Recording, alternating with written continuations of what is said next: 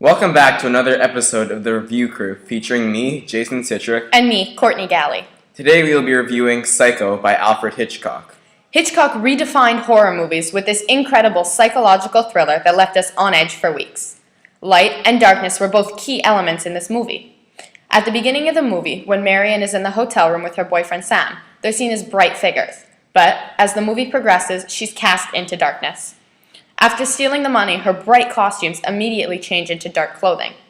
She leaves sunny Phoenix and heads out to see Sam, but before arriving, she stops at the Bates Motel during the night. In this film, the presence of bright lights would indicate danger. Usually, the light would illuminate the scene and allow us to see better, but at times, instead of helping to see, the light would actually push the character into darkness, blinding them from the danger about to happen. For example, during the famous shower scene when Marion is cleansing herself of her sin, the glaring white bathroom walls and tiles prevented her from seeing the attacker that will soon take her life. Symbolism was one of the main elements that Hitchcock used in the film. Birds and mirrors were the main symbols in the movie.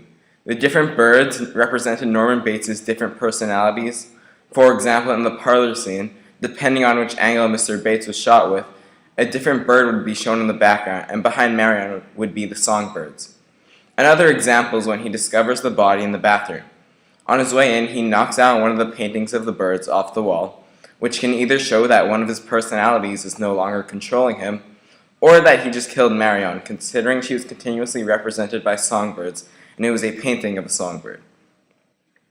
When he leaves, he picks up the fallen painting, showing that the other personality is making its way back into his mind, or that he just wants to hide the fact that she is dead, so he's hiding it by throwing the evidence into the swamp and picking back up the picture. Another symbol is the mirror, which is representing the fact that we all have two personalities, the one that can be seen by others and the one we can only see upon reflection, since we only see ourselves when we look in the mirror.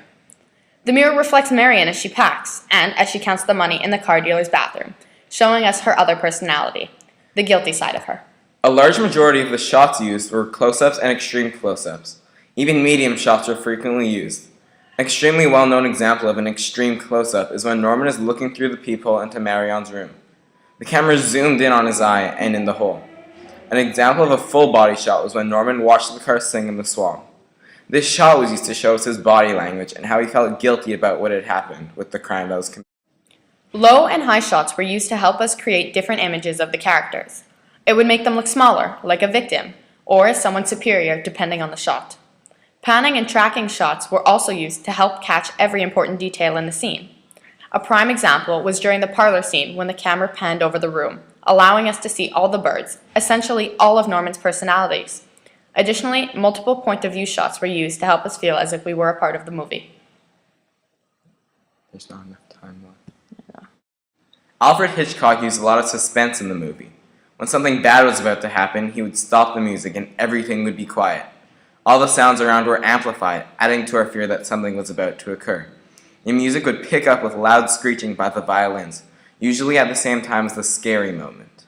The story flowed well, not only due to the linear and simplistic storyline, which allowed us to focus more on